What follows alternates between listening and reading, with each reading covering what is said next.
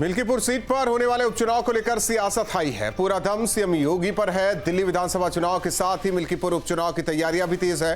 एक तरफ दिल्ली की 70 विधानसभा सीट है तो दूसरी ओर यूपी की मिल्कीपुर सीट है। सभी की नजर सिर्फ योगी फैक्टर पर टिकी है। दो टूक में करेंगे चर्चा, सुनते हैं बयान। मिल्कीपुर का जो उपचुनाव है, इंडिया गठबंधन पूरी ताकत से लड़ रहा है। हमें पूरा भरोसा है कि अयोध्या की जनता लोकसभा चुनाव के तरीके से मिल्कीपुर में इंडिया गठबंधन को जिताएगी। यदि उपचुनाव में कुछ भी होता है, सब जानते हैं सरकारी पूरी मशीनरी उपचुनाव में लगी है, मुख्यमंत्री और पूरी सरकार लग गई वहां पर। अगर कुछ भी होता है उससे 27 पर कोई फर्क नहीं पड़ेगा, क्योंकि 27 में जनता बदलाव करने जा रही। यही उत्तर प्रदेश जिसको भाजपा ने बड़े बड़े वादे किए थे, उन युवाओं, किसानों, आम आदमी, दलितों, पिछड़ों, सबको धोखा देने का काम किया है। देखिए, योगी आदित्यनाथ हमारे स्टार कैंपेनर हैं और मुझे सबसे ज़्यादा मुख्यमंत्रियों में अगर किसी की डिमांड है तो योगी आदित्यनाथ की, और वो जहां जाते हैं हवा का रुख बदल देते हैं। और मुझे लगता है कि दिल्ली में भी इस बार योगी आदित्यनाथ का जलवा चलेगा, उनका परचम फहरेगा और ये दिल्ली में हम सरकार बनाएंगे। और जिन सीटों पर योगी आदित्यनाथ प्रचार करेंगे उन पर भारतीय जनता पार्टी को विजयश्री प्राप्त होगी। निश्चित तौर पे वो जहाँ जाते हैं वहाँ चुनाव जीतते हैं, ये बात बड़ी अच्छी है। उनको प्रचार मंत्री के रूप में आरएसएस और बीजेपी इस्तेमाल भी कर रहे हैं, क्योंकि उत्तर प्रदेश के इंफ्रास्ट्रक्चर पे कोई काम नहीं हो रहा है। और जो वो कह रहे हैं कि बीजेपी का कब्जा होगा, तो कब्जा तो उन्होंने सारी संस्थाओं पे कर रखा है, चाहे वो पत्रकारिता हो, चाहे न्यायपालिका हो, चाहे कार्यपालिका हो, विधायिका हो, सब पे कब्जेदारी ही तो है। कोई संवैधानिक रूप से थोड़ी नहीं किसी चीज़ को चलाया जा रहा। हाँ, आप चुनाव लड़े और जिम्मेदारी के साथ लड़े, जीतने का प्रयास करें, जनता वोट दे तो जीतिए। अन्यथा अगर कुंदरकी की तरह, मीरापुर की तरह, सीसा मऊ की तरह आप अगर चुनाव लड़ने का प्रयास करेंगे तो आपको मुंहतोड़ जवाब मिलेगा। और इसी के साथ दो टूक में बड़े सवाल। तो अयोध्या से दिल्ली तक डिमांड में योगी, यूपी मॉडल से बीजेपी की जीत होगी। इसके अलावा मिल्कीपुर की चुनावी लड़ाई, दिल्ली में सियासी पारा हाई। मिल्कीपुर सीट पर नाक का सवाल, जाति समीकरण पर सियासी बवाल। 7 सीटों पर हार से विपक्ष में क्लेश, गठबंधन में दरार, तो कैसे जीतेंगे अखिलेश? इन्हीं सवालों के साथ मेहमानों से करेंगे चर्चा। और हमारे साथ कौशलकांत जी, प्रवक्ता बीजेपी, जुड़ रहे हैं, और इसके अलावा सुधा जी हमारे साथ प्रवक्ता कांग्रेस जुड़ रही हैं। आप दोनों मेहमानों का स्वागत है। कौशलकांत जी, देखिए दोहरी चुनौती है, एक तरफ दिल्ली है तो दूसरी ओर मिल्कीपुर, क्योंकि साख की लड़ाई तो दोनों है। राहुल जी, कोई भी चुनाव होता है, उपचुनाव हो या कोई भी चुनाव हो, और इसके बारे में तो भारतीय जनता पार्टी के लिए विपक्षी भी मानते हैं कि भारतीय जनता पार्टी कोई भी चुनाव हो, प्रधान से प्रधानमंत्री का हर चुनाव वो पूरी ताकत से लड़ती है, क्योंकि लोकतंत्र का उत्सव है। और मुझे लगता है कि जिस तरह से भारतीय जनता पार्टी का संगठन और उनके नेता हैं, मुझे लगता है कि दोनों जगह चुनाव जीतेंगे, इसमें कोई डाउट नहीं है। और अभी मैं सुन रहा था आपका प्रोमो, समाजवादी पार्टी के प्रवक्ता तो मान के ही चल रहे हैं कि वो हार जाएंगे, क्योंकि उन्होंने बोला कि इसके रिजल्ट से हम 27 के बारे में कुछ नहीं कह सकते, जबकि सारे लोग ये कह रहे हैं कि 27 का ये प्रतिबिंब हो सकता है। तो मुझे लगता है कि विपक्षी लोगों ने इंडी गठबंधन के नाम पर जो अपना ग्रुप बना रखा है, उन्होंने भी मान लिया है कि भारतीय जनता पार्टी जीत रही, चाहे दिल्ली हो चाहे मिल्कीपुर हो। और मैं सिर्फ एक चीज ये कहना चाहूंगा कि चुनाव में वो चुनाव की तरह लड़ना चाहिए। अभी से अगर ये डाउट है कि हारने के बाद ये ईवीएम का रोना नहीं रोएंगे, सिस्टम का रोना नहीं रोएंगे, और चीजों के बारे में, जैसे अभी समाजवादी पार्टी के प्रवक्ता कह रहे थे कि न्यायपालिका पे कब्जा है, मीडिया पे कब्जा है, सब पे कब्जा अगर मान रहे हैं तो फिर चुनाव ही क्यों लड़ रहे हैं? सिर्फ ये कहना चाहूंगा कि चुनाव को एक अच्छे खेल की तरह खेलें, पूरी ताकत से चुनाव लड़ें, पक्ष वाले भी विपक्ष वाले भी, पर बाद में अंपायर को दोष ना दें। ठीक है। प्रोफेसर भुवन जोशी जी हमारे साथ जुड़े हैं, समाजवादी पार्टी के प्रवक्ता, आपका भी चर्चा में स्वागत है। डॉक्टर सुधा मिश्रा जी, क्योंकि इससे पहले अगर देखें तो इंडिया गठबंधन को लेकर भी अभी भी असमंजस है, क्योंकि आप ही के एक नेता ने कहा कि वो तो लोकसभा तक था, विधानसभा चुनाव में स्थिति दिखाई नहीं दे रही है। दिल्ली में दोनों दलों के बीच आपके जो कहते हैं कि दिल्ली में भी आप लोग साथ थे, लेकिन उसके बाद विधानसभा चुनाव आते आते अलग अलग हो गए। सवाल इस बात को लेकर है कि अब क्या बीजेपी जिस तरीके से दमखम दिखा रही है और ये कह रही है कि चुनाव परिणाम कुछ भी हो, ईवीएम का रोना ना रोया जाए। जी राहुल जी, बहुत बहुत आभार आज के डिबेट में शामिल करने के लिए। एक बहुत ही बचपन से सुनती आई हूँ लाइन, बहुत प्रसिद्ध है कि जाकी रही भावना जैसी, प्रभु मूरत देखी तीन तैसे। डिपेंड करता है कि आप क्या चीज कैसे देखना चाहते हैं और आपको दिखाने वाला कौन है, और उसके हिसाब से बनाए गए परसेप्शन आपके अपने खुद के होते हैं। जहां तक हमारे गठबंधन की बात है और जहां तक अलग अलग पार्टियों, गठबंधन और पार्टियों का विभेद आप भी समझते होंगे और बाकी लोग भी समझते होंगे। यूपी के चुनाव और दिल्ली के चुनाव में क्या अंतर है और किस तरह से उसको देखना है, ये आप भी समझते हैं। लेकिन कुछ मजबूरियां होती हैं जिनके लिए बहुत कुछ चीजें देख कर भी अनदेखा करना पड़ता है। जो आप लोगों की मजबूरियां वो हम समझते हैं। दिल्ली के चुनाव में भाजपा, कांग्रेस और आप चुनाव लड़ रहे हैं जी। हमारे गठबंधन में ऐसा जब हम एक साथ जुड़े थे और जुड़ के गठबंधन, इंडिया गठबंधन के नाम से जो हमारा अलायंस बना था, उसका उद्देश्य भाजपा की सरकारों को अपने जो संवैधानिक अधिकारों की जनता से तोड़ने के जो काम कर रहे हैं, लगातार दमखम दिखा, आपने कहा दमखम दिखा रहे हैं, बिल्कुल वो दमखम दिखा रहे हैं। और दमखम कैसा है आप भी देख रहे हैं, हर जगह किन किन तरह की चीजें हो रही हैं सब देख रहे हैं। ऐसा नहीं कि हम कह देंगे तो आप जान जाएंगे, आप भी जान रहे हैं, मैं भी जान रही हूँ और कौशल कांत भाई भी जान रहे हैं। योगी जी का दमखम, कैसे सुप्रीम कोर्ट बार बार उनसे जवाब तलब करती है, कैसे उनके जो उनका न्याय है बुलडोजर का, उस पर कैसे जवाब देना पड़ता है और कैसे रोक लगाई जाती है, हम सब जानते हैं। जहां तक उपचुनाव की बात है, उपचुनाव में होने वाले जितने भी चीजें हो रही हैं, आखिर वन नेशन वन इलेक्शन पे चुनाव कराने की इतनी जद्दोजहद में लगे हुए हैं, लेकिन 10 उपचुनाव नहीं हो पाया था। अब एक चुनाव हो रहा है, दिल्ली के चुनाव के साथ वो उपचुनाव करा जा रहा है और पूरा का पूरा मंत्रिमंडल 6 से ज्यादा की संख्या में मंत्रियों का होना, पैसे खर्च नहीं हो रहे हैं, सब बस सेवा कर रहे हैं, सामाजिक काम कर रहे हैं, खेला हो रहा है ना। अभी हमारे कौशल भाई ने कहा कि खेल को सही से खेलो। अरे राजनीति को अलग रखिए, खेल को अलग रखिए और सामाजिक कार्यों को अलग रखिए। नहीं रखेंगे तो आप लोग जो कर रहे हैं आप लोग को सही लगता रहेगा।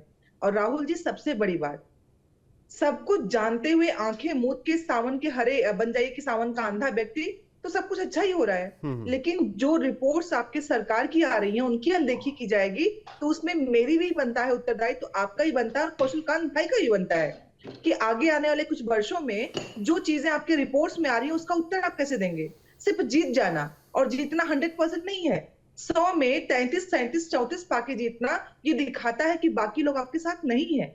उसकी तरफ से मुंह मोड़ के कहना कि नहीं, कहते ना, मैंने कहा सावन का अंधा, कि सब आंख बंद है, सब हरा दिख रहा है, उससे निकल के अगर सच में लोकतंत्र की हम सेवा करना चाहते हैं, कोई भी राजनीतिक दल, कांग्रेस हो, भाजपा हो, सपा हो, बसपा हो, आप हो या कोई पार्टी हो, अगर सच में आप लोकतंत्र के सम्मान के साथ नहीं जीते हैं, तो पिछले 10-12 सालों से जो स्थितियां पैदा हुई हैं, ये आपके देश के लिए अच्छा नहीं है कि आपके अनुसार सब कुछ सही, दूसरा करे तो वो गलत हो जाता है।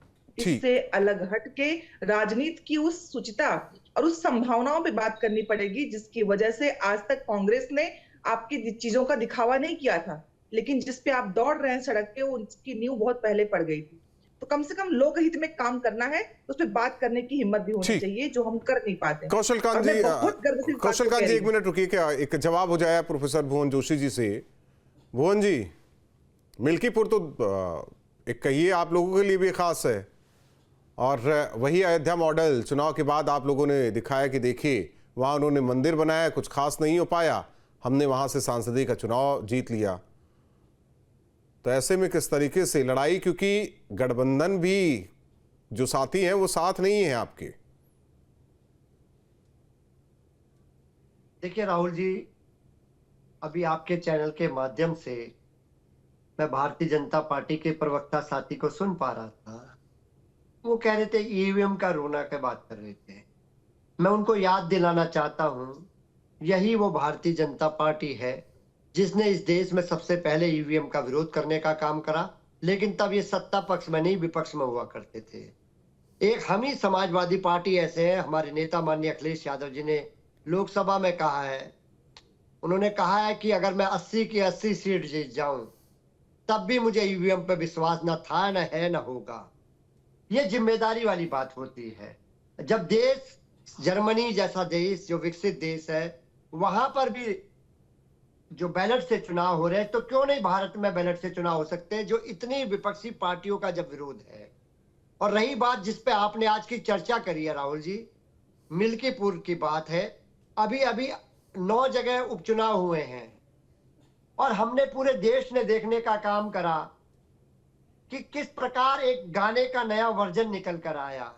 और वो गाना था पहले तमंचे पे डिस्को, और अब की बार वो गाना नया वर्जन बन के आया कि तमंचे पे वोटिंग। किस प्रकार एक पुलिस का अधिकारी अल्पसंख्यक समाज की महिलाओं को वोट डालने से रोकने का काम कर रहा है। शासन प्रशासन मिलकर चुनाव लड़ रहा है। पुलिस को भी अगर हम लोग माने, भारतीय जनता पार्टी के साथ पुलिस में मिलकर चुनाव लड़ रही है, तो हम क्या कर सकते हैं। लेकिन एक मजबूत विपक्ष होने के कारण, लोकतंत्र में विश्वास होने के कारण, हमारी पार्टी पूरी मजबूती से चुनाव लड़ेगी। और भारतीय जनता पार्टी और पुलिस प्रशासन जो इनकी मदद करेगा, और भी तरीके से जिस प्रकार ये लोकतंत्र की हत्या करते हैं। क्या चंडीगढ़ को देश भूल सकता है? चंडीगढ़ को देश नहीं भूल सकता। किस प्रकार की लूट हुई थी लोकतंत्र की, पूरा देश जानता है। हम लोग बहुत मजबूती से मिल्कीपुर का चुनाव लड़ेंगे, और जैसा कि आम लोकसभा चुनाव में हुआ था, परिणाम हमारे पक्ष में आएगा, क्योंकि हम लोग लड़ाई को लड़ रहे हैं, पीडीए की लड़ाई को लड़ रहे हैं। और पीडीए समाज पूरा लामबंद है समाजवादी पार्टी के नेतृत्व में, अखिलेश यादव जी के नेतृत्व में। ठीक है कौशल कांत जी, हालांकि जवाब दे दीजिए, इसके बाद आपसे एक सवाल है। जी बिल्कुल। मैं भुवन भाई से शुरू करूंगा क्योंकि इन्हीं का याद रह गया, सुधा जी का तो शायद दिमाग से निकल गया। ठीक है भुवन जी, आपने चंडीगढ़ की बात की। आज तक के आजाद भारत के इतिहास में सबसे बड़ा चुनावी छल कांग्रेस ने किया था, जिसने प्रधानमंत्री की सीट बचाने के लिए, इंदिरा जी की सीट बचाने के लिए पूरे देश को इमरजेंसी में झोंक दिया था। आज आप उसकी गोद में बैठ करके लोकसभा का चुनाव करते हैं, और वो भी आपकी नहीं है क्योंकि कांग्रेस में आज आपका विरोध कर रही है। तो आप पहले अपने गिरेबान में देखें कि किस तरह के लोगों का साथ आप लेकर के चल रहे हैं, उसके बाद किसी एक घटना की बात करें जिसके लिए कौन दोषी है, ये कोर्ट ने बता दिया है। दूसरी, मेरी साथी समाजवादी पार्टी की प्रवक्ता बोल रही थी कि बुलडोजर जस्टिस और योगी जी के लिए सुप्रीम कोर्ट ने क्या कहा। मैं चाहूंगा कि प्रोग्राम खत्म होने के पहले सुप्रीम कोर्ट का कोई भी एक ऐसा आदेश दिखा दें जो उत्तर प्रदेश सरकार के खिलाफ गया हो, बुलडोजर जस्टिस को लेकर के, और योगी जी को कहीं पे रोका गया हो। आखिरी जो ऑर्डर आया है आज से करीब 20 दिन पहले, उसमें साफ साफ सुप्रीम कोर्ट ने क्लियर किया है, जब ये लोग अभी जहां पर मेरे दिमाग से नाम निकल गया, चंदौसी के पास जहां पर संभल में जब खुदाई और वहां पे मंदिर मिल रहे हैं, तो उसके बेसिस पे जब मंदिर नया खोजा गया था, घरों के बीच में, माइनॉरिटी के घरों के बीच में छुप गया था मंदिर, तो उस पे कुछ लोग पहुंचे थे सुप्रीम कोर्ट ने। तो सुप्रीम कोर्ट ने क्लियर कट कहा था कि सुप्रीम कोर्ट किसी भी अनऑथराइज्ड कंस्ट्रक्शन को रोकने के लिए नहीं है। अगर जरूरत है तो उसको बुलडोजर किया जाएगा, ये मेरा नहीं, सुप्रीम कोर्ट का आखिरी आदेश है। तो सुधा जी से पूछना चाहूं, कौन सा ऐसा आदेश अभी हुआ जो उत्तर प्रदेश सरकार या योगी ये अब अलग, देखिए अलग विषय पर अब जा रहे हैं सब लोग। इन्होंने बोला था इसलिए बताया मैंने। लेकिन एक चीज कौशल कांत जी, सिर्फ एक चीज पूछना चाहता हूं कि कांग्रेस ने अपना प्रवक्ता मिल्कीपुर पे क्यों नहीं उतारा? क्या वो सरेंडर कर चुके हैं? दूसरा, समाजवादी पार्टी के दोस्त से पूछना चाहूंगा कि वहां पर जो हमारे अवधेश जी के बेटे के अलावा कोई दूसरा प्रत्याशी समाजवादी पार्टी को नहीं मिला, क्या वहां पे भी परिवारवाद लाने की कोशिश की जा रही है? मिल्कीपुर में भी? जोशी जी ऐसा है क्या? देखिए लंबी फेरियत है। अगर मैं भारतीय जनता पार्टी के नेता और पुत्र की लिस्ट सूची जारी करूंगा तो मेरे को लगता है पूरी डिबेट यहीं खत्म हो जाएगी। जनता की अदालत में जाता है, कोई भी कार्यकर्ता जनता की अदालत में जाता है, जनता की अदालत चयन करती है। और निश्चित तौर पे अवधेश जी के पुत्र जनता की अदालत में, जनता वोट देंगे तो विधायक होंगे और प्रदेश की सेवा करने का काम करेंगे। और भारतीय जनता पार्टी से ज्यादा परिवारवाद की तो प्रथम पाठशाला है। और मैं जिम्मेदारी से कहना चाहता हूं, अयोध्या में जो पीडीए समाज है वो पूरा लामबंद है माननीय अखिलेश यादव जी के नेतृत्व में। और जब परिणाम आएगा, मैं बहुत जिम्मेदारी से कहना चाहता हूं, वहां पर समाजवादी पार्टी का परचम लहराएगा। ठीक है, और अच्छी बात है। निश्चित तौर लेकिन पे एक सवाल कौशल कांत जी रह गया था, दिल्ली से लेकर बस ये लगातार डिमांड में एक चेहरा ही क्यों रहता है? देखिए 70% विधानसभा सीट और ज्यादातर सीटों पर हमें लगता है कि उत्तर प्रदेश के मुख्यमंत्री जिनकी डिमांड भी रहती है, ऐसा है क्या? और उधर मिल्कीपुर भी साख पर है। जो बात सुधा जी कह रही थी कि वहां तो आप लोग तो 6-6 मंत्री लगा रखे हैं। तो भाई इनको किसने मना कर दिया है? इनके पास भी जितने स्टेट के मंत्री हैं सबको लगा दे, इनके भी जो केंद्र के नेता क्या नहीं लगा देते। पर ये तो अपना इलेक्शन के लिए मतलब अपना कैंडिडेट नहीं फील्ड करे तो क्या करेंगे? हम खेलेंगे ही नहीं, हम लड़ेंगे ही नहीं, हम पहले ही सरेंडर कर देंगे। उत्तर प्रदेश में कांग्रेस की क्या पोजीशन है ये मेरे से बेहतर कांग्रेस के लोग जानते हैं और आप भी जानते होंगे। दूसरा, हमारे भुवन भाई ने कहा, बिल्कुल भुवन भाई, वहां पर बिल्कुल पीडीए तैयार है, क्योंकि आपका पीडीए है परिवार डेवलपमेंट अलायंस, उसी का नतीजा तो है वहां का नया कैंडिडेट।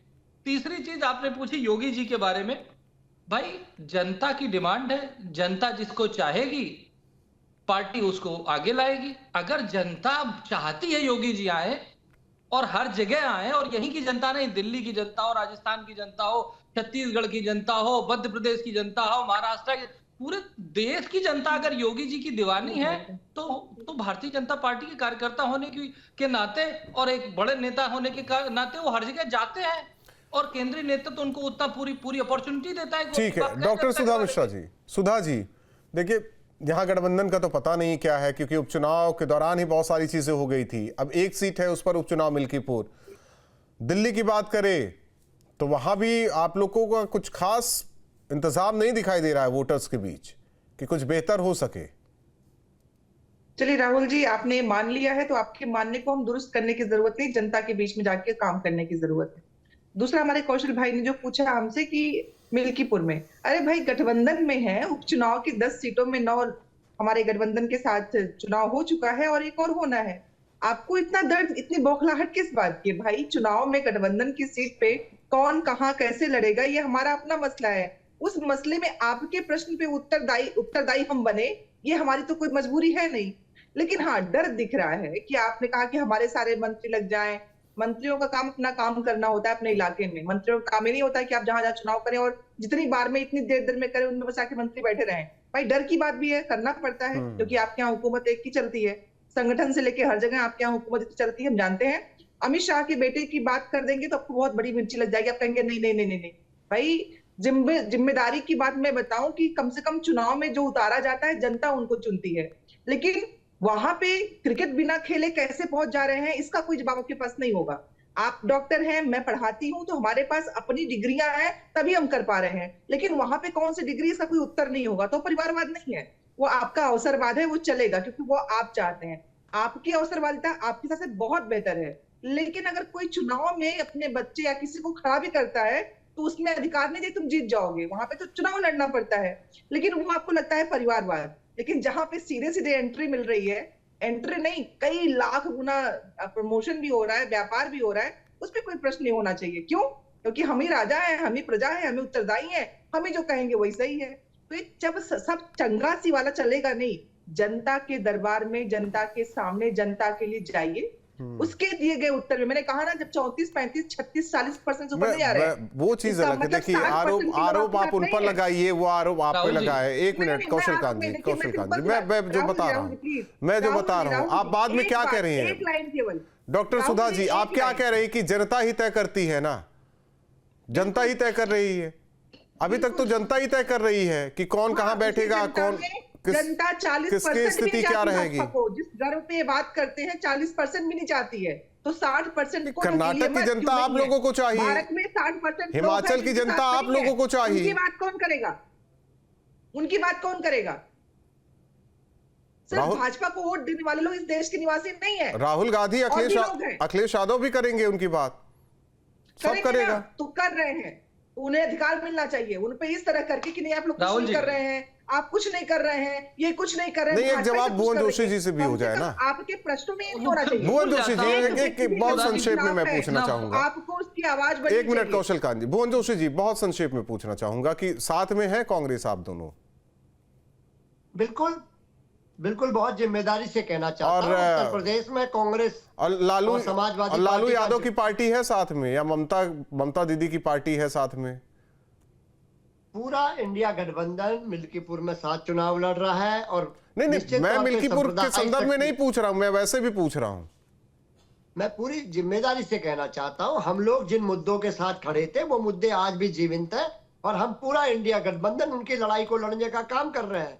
और माननीय अखिलेश यादव जी को भरपूर प्यार आशीर्वाद उत्तर प्रदेश की जनता ने जिम्मेदारी दी है, और हम तीसरे नंबर की बड़ी पार्टी है। और आज उसके उनके नेतृत्व में हम लोग उत्तर प्रदेश में भारतीय जनता पार्टी को पूरी सांप्रदायिक शक्तियों के खिलाफ लड़ाई लड़ रहे हैं। कौशल कांत जी, आप बोल लीजिए। पहले सुधा जी का जवाब, क्योंकि भूल न जाऊं। इन्होंने कहा गठबंधन है, तो मैं पूछना चाहूंगा कि समाजवादी के साथ फिर यहाँ दिल्ली में गठबंधन क्यों नहीं है? समाजवादी यहाँ पर तो आम आदमी पार्टी के साथ खड़ी है, पहला सवाल। दूसरा, इन्होंने पहले स्पेल में कहा था कि 30-35% वोट लेकर के ये लोकतंत्र चला रहे हैं। तो मैं कि ये परिपाटी हम थोड़ी लेके आए थे। इसी परिपाटी से तो 75 सालों में कांग्रेस ने इसी परिपाटी से राज किया है, और 35% आज वोट आ रहा है। कांग्रेस पार्टी में जब सत्ता पे जा रहे हैं, मेरे कहने का मतलब है कि 100% की बात करना आपकी जिम्मेदारी है। गलत बात, ये बोलिए ठीक नहीं है जिम्मेदारी को। सुधा जी, ये गलत है, ये तरीका ठीक नहीं है। मैंने नहीं, मैं समझ लेता हूं। एक मिनट जिम्मेदारी है। कौशल कांत जी, डॉक्टर सुधा जी, एक मिनट डॉक्टर सुधा जी, वो 100% किसकी बात कर रही हैं आप? एक मिनट सुन तो लीजिए, 100% किसकी बात कर रही हैं आप? भारतीयों की बात कर रही हूँ। आपको ऐतराज है? हाँ, ऐतराज है मुझे। क्यों? पूछिए कैसे। हाँ, क्यों? कुछ बताइए। आपको 100% भारतीयों की बात करने पे ऐतराज किस बात का है, बताइए। क्योंकि आप लोग 80 को भूल के 20 को बहुत बेहतर करते रहे, तब आपने 100 की बात नहीं की। आप तो कम से कम एंकर होने की बात मैं जो है वो बता रहा हूं ना। नहीं, बिल्कुल नहीं। मैं जो है वो बता रहा हूं। बिल्कुल भी ऐसा कैसे आप कैसे नहीं? आप कौन होती है कहने वाली? आप कौन कहती है, कौन होती है कहने वाली कि मैं गलत हूं आप सही हैं? वो तो मुझे भी, मैं पूछ लेता हूं ना। आप बता दीजिए। नहीं, पर्सनल लॉ क्यों है उनके लिए, और हिंदुओं के लिए मैरिज एक्ट क्यों है? नहीं, आप बताइए ना मुझे। डॉक्टर 80 को छोड़ के 20 पे काम हाँ, किया, आपने 20 के लिए किया है। नहीं तो आपको 20 के लिए किया है, मैं तो पूछ रहा हूँ ना। आप उनके लिए पर्सनल लॉ क्यों है और हिंदू मैरिज एक्ट क्यों है? आप बता दीजिए। मैंने कहा ना, ये बात आपसे पार्टी जरूर पूछेगी कि आपने किस आधार पे बात कही है। आप बताइए ना, मैं आपसे सवाल कर रहा हूँ ना। मैं सवाल कर रहा हूँ आपसे, नहीं है, सवाल कर रहा हूँ ना आपसे। होने के बाद इस तरह की बातें कर मैं रहे हैं। तो, आप समानता की बात करती है, जब आपकी समानता नहीं दिखी तो आप कैसे उम्मीद करती है कि हर कोई समानता करेगा? बिल्कुल नहीं, कैसे करेंगी? मैं समाजवादी पार्टी की बात करता हूँ। गाजियाबाद में हज हाउस बनवाया उन्होंने, कोई हिंदुओं का हाउस बनवाया उन्होंने, या किसी दूसरे, मैं कह रहा हूँ किसी दूसरे अल्पसंख्यक के लिए कुछ किया? मैं तो डंके की चोट पे कह रहा हूं, बता दीजिए। आप कैसी बात कर रहे हैं? आप कैसी बात कर रहे हैं सुधा मिश्रा जी? ये व्हाट्सएप सुधा मिश्रा जी, आप कहा? नहीं, राहुल आपने तो हमेशा तो बरगलाया है। आप ये बता दीजिए क्या जरूरत थी? आप बता दीजिए ना, वक्फ बोर्ड को इतना मजबूत बनाने की क्या जरूरत थी जिस पर आज चर्चा हो रही है? आप दीजिए ना जवाब। आप दीजिए ना जवाब। आप दीजिए ना जवाब। नहीं दे पाएंगे कौशल कांत जी। कौशल कांत जी, सुधा जी प्लीज, मैं रिक्वेस्ट करूंगा जवाब संज्ञान जरूर दिया जाएगा। दूसरा, आज ही इस बात का संज्ञान जरूर दिलाऊंगी कि राहुल अभी प्रमाणित करें कि कांग्रेस ने अपने सभी कार्यों में 80-20 किया है। आपने सीधे आरोप लगाया है कि कांग्रेस में 20% जो संख्या है उनके लिए काम किया है, और मैं आज इस बात को जरूर संज्ञान में लाऊंगी पार्टी के द्वारा कि आप इसको स्पष्ट करें। ठीक है, चलिए कौशल कांत जी। बिल्कुल, आपको स्पष्ट करना होगा। सुधा जी, मेरी आपसे विनती है कि जो आपने सवाल उठाया उसका जवाब जनता को जरूर सुन लेने दें। आपने कहा कि 5 मंत्री वहां पर जा रहे हैं चुनाव के लिए, तो फिर 1 नेशन 1 इलेक्शन के साथ क्यों नहीं खड़े? कौशल कांत जी, सवाल आपसे ये भी, आप 80 की बात कर रहे हैं, 20 की बात क्यों नहीं कर रहे हैं? आपसे भी सवाल है। क्या सर? 80 की बात कर रहे हैं आप, 20 की बात क्यों नहीं कर रहे हैं? हमसे ज्यादा सबका साथ, सबका विकास, सबका प्रयास किसी ने नहीं किया है। ये आंकड़े बोलते हैं, उसको मुझे गिनाने की जरूरत नहीं है। और जो आपने सवाल किया, जिसपे सुधा जी आपको एक तरह से कह रही पार्टी आपसे जवाब लेगी। सुधा जी, मैं फैक्चुअली बोलता हूं।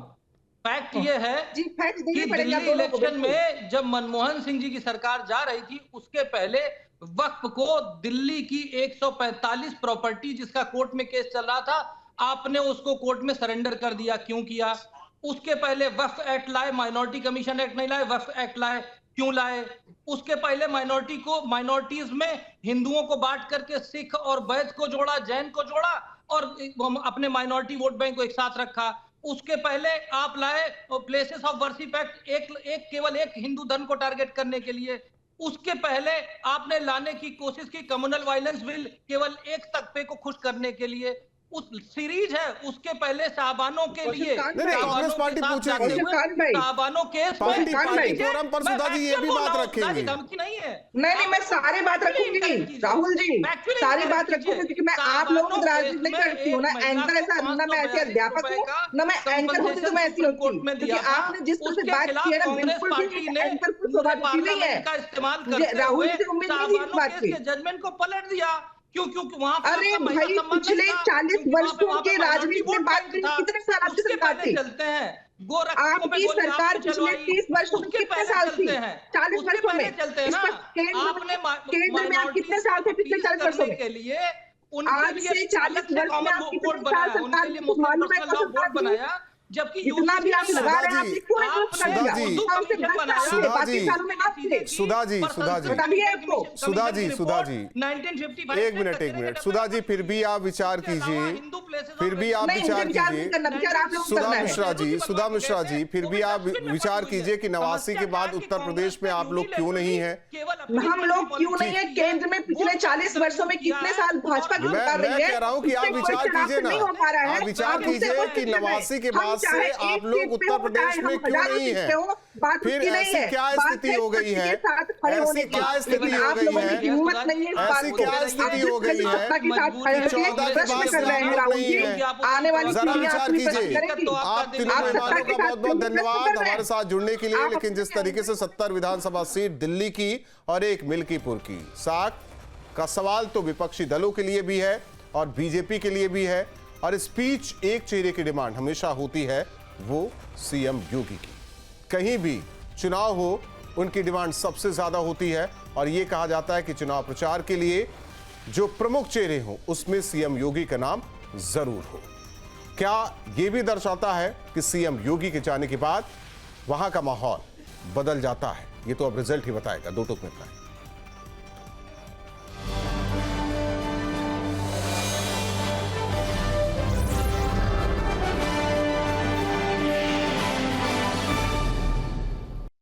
न्यूज नेशन अब व्हाट्सएप पर खबरों के ताजा अपडेट के लिए न्यूज नेशन के इस क्यूआर कोड को स्कैन करें।